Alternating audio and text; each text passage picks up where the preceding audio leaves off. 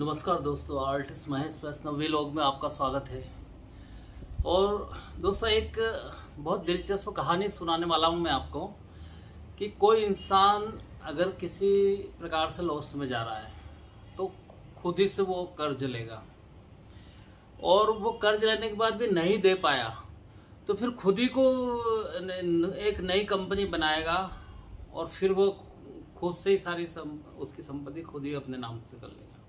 ऐसा करिश्मा हुआ है देश में, और ये करिश्मा करने वाले और कोई नहीं, सोनिया गांधी और राहुल गांधी।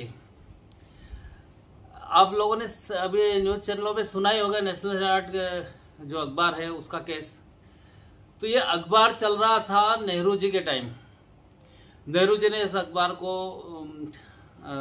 करते थे और आज़ादी के हिसाब से, आज़ादी से पहले चालू हुआ, फिर धीरे धीरे आज़ादी के बाद इसमें लोगों का इंटरेस्ट कम हुआ, और गवर्नमेंट तो इनकी थी भाई, सयाब है कोतवाल तो फिर डर का आएगा।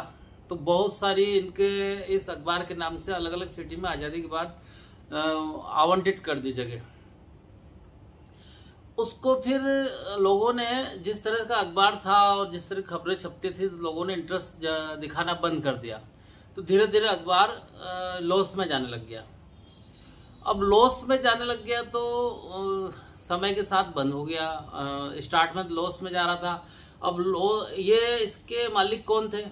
नेहरू, फिरोज गांधी, फिर उसके बाद इंदिरा गांधी के बाद सोनिया और राहुल, इनके शेयर थे, और मोतीलाल वोरा देखता था सारा। अब क्या होता है कि लॉस में गया तो कांग्रेस ही मेन है। ये सोनिया राहुल इसमें नेशनल हेराल्ड में मेन है।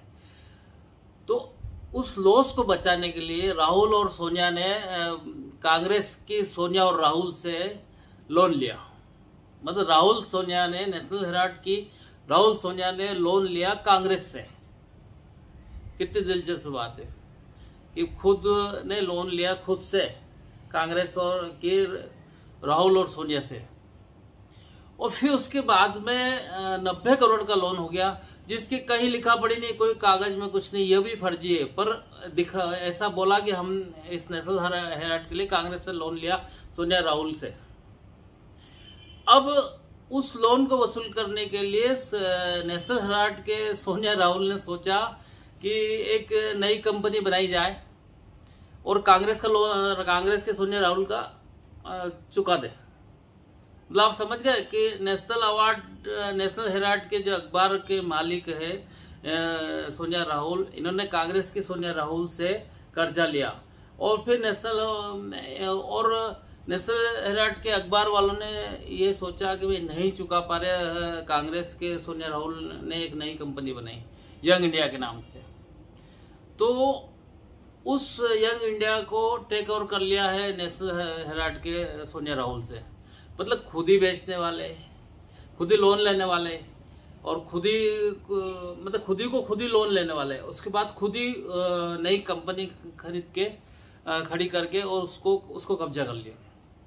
है ना दिलचस्प बात कि मतलब कि इसमें इनको पता था कि हमारे को कोई पूछने वाला है ही नहीं, गवर्नमेंट हमारी है, किसी प्रकार से सारी संस्था हमारी है। इनको थोड़ी पता कि मोदी युग आएगा। और जब मोदी जी आए थे तो उन्होंने पहले ही बोल दिया था कि भ्रष्टाचारी कोई भी हो उनके खिलाफ कार्रवाई होगी और जेल जाएंगे। अब इन्होंने ये काम किया, और इन्होंने जब यंग इंडिया कंपनी बनी तो नो प्रॉफिट नो लॉस के उसमें रखा था कि हाँ इसमें हम प्रॉफिट नहीं कमाएंगे, तो इसमें प्रॉफिट भी कमा रहे थे। और 90 करोड़ चुकाने के लिए इन्होंने वो पूरा कब्जा कर लिया। अब वो जमीनें अगर टोटल वैल्यू देखी जाए तो 5000 करोड़ की प्रॉपर्टी है, और इन्होंने 90 करोड़ का लोन चुकाने के लिए ली, और बता रहे हैं 50 लाख और हम दिए। 90 करोड़ 50 लाख में इन्होंने सारी 5000 करोड़ की संपत्ति का घोटाला कर लिया, अपने कब्जे में ले ली। और इस मोतीलाल वोरा के ऊपर भी केस था, पर मोतीलाल वोरा तो अब रहे नहीं, तो उनसे केस हटा लिया है। तो फ्रॉड की भी एक होती है एक सीमा के, मतलब लोगों को बेवकूफ़ी समझना, और वास्तव में जो नहीं समझता है इस चीज़ को कि इतना सब होने के बाद भी इन्हीं को सत्ता में लाना, ये लोगों को भी समझना चाहिए कि अपना हीरो सही होना चाहिए। अपना अगर हीरो सही होगा तो देश सही चलेगा।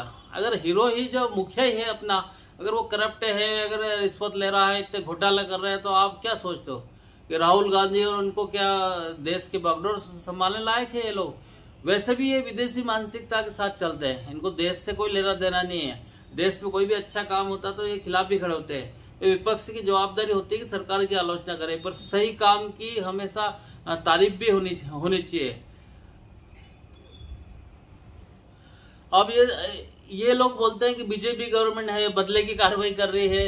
ये तो जब कर्म तुमने किए हैं और उस पर जांच हो रही है, ईडी जांच कर रही है, तो बीजेपी गवर्नमेंट के मतलब तुम्हारा टाइम होता होगा कि भी सारी संस्थाओं को अपने कब्जे में रखते हैं और अपने हिसाब से काम कराते हैं, और निर्दोष लोगों को भी तुम लोगों ने फंसाया है। पर ये तो सामने घोटाला नजर आ रहा है। 5,000 करोड़ की जमीनें आप हड़पना चाहते हो, ये तो सामने पूरा प्रूफ है। और सुब्रमण्यम स्वामी ने पहले ही बोल दिया था कि ये जल जाएंगे इसमें, और इसमें कोई भी ये लोग बच नहीं सकते। अब राहुल बाबा विदेश जाके भाग जाते हैं, और अभी भी जैसे 5 जून तक का टाइम मांगा था उन्होंने, 2 तारीख को बुलाया था राहुल गांधी को, 5 जून तक ये है। अब 8 तारीख को कोरोना घोषित कर लिया। अब भगवान जाने वो कोरोना हुआ कि नहीं सोनिया गांधी को, पर 8 तारीख को भाई वो नहीं आएंगे, बता देंगे भाई कोरोना है, और वो 5 तारीख को भी कोई बहाना बना लेगा। तो कब तक भागेगा राहुल गांधी? इसका सामना तो करना ही पड़ेगा, क्योंकि अब है ना ये जितने मतलब टलाना था या टालना था या आगे बढ़ाना था वो बढ़ चुका। अब फैसले का टाइम है।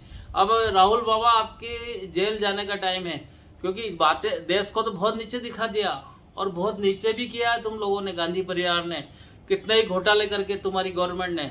पर अब तुम्हारा टाइम आ गया है, बीजेपी गवर्नमेंट है। और सुरजेवाला प्रवक्ता तुम्हारा, उनको तो विधायक तक के लायक नहीं मानती वहां की जनता। 2-2, 3-3 चुनाव हारा हुआ है, और राज्यसभा में तुम भेजने की कोशिश कर रहे हो उसको, क्योंकि तुम्हारा वो चमचा है, चाटुकरी करता है, इसलिए। तो अब तुम्हारे खिलाफ निश्चित ही कार्रवाई होना तय है। सोनिया जी भी नहीं बचेंगे और राहुल गांधी भी नहीं बचेंगे। तुम कोई ऊपर से लिखवा के नहीं आए हो कि भाई हम तो घोटाला करेंगे और हमारे साथ कुछ नहीं, और तुम्हारे साथ कुछ होगा तो भाई मोदी जी जवाबदार है या बीजेपी जवाबदार है। ऐसा कुछ नहीं है। अब फैसले की घड़ी आई है, और कहते हैं ना कि भाई चोर की अम्मा कब तक खैर मनाएगी, तो अब खैर मनाना बंद करो। और दोस्तों, ये जो मैं अपने आम आदमी के विचार है, मेरे खुद के विचार है, तो मैं इस तरह से अपने विचार व्यक्त करता हूँ। और वैसे मेरा पेंटिंग का काम है, मेरा रंजीत तंजौर आर्ट के नाम से यूट्यूब चैनल है। अगर किसी को मेरी पेंटिंग में इंटरेस्टेड है तो वहां जाके मेरे सारे फोटोग्राफ देख सकते हैं, रंजीत तंजौर आर्ट बाय महेश वैष्णव। और मैं सिखाता भी हूँ, तो सीख भी सकते हैं। ऑनलाइन भी मैंने काफ़ी वीडियो अपलोड कर रखे हैं। तो दोस्तों, मेरे वीडियो कैसे लग रहे हैं? अगर अच्छे लग रहे हो तो लाइक करें, बेल आइकन को दबाएं, शेयर करें। जय हिंद दोस्तों, मिलते हैं अगले वीडियो में।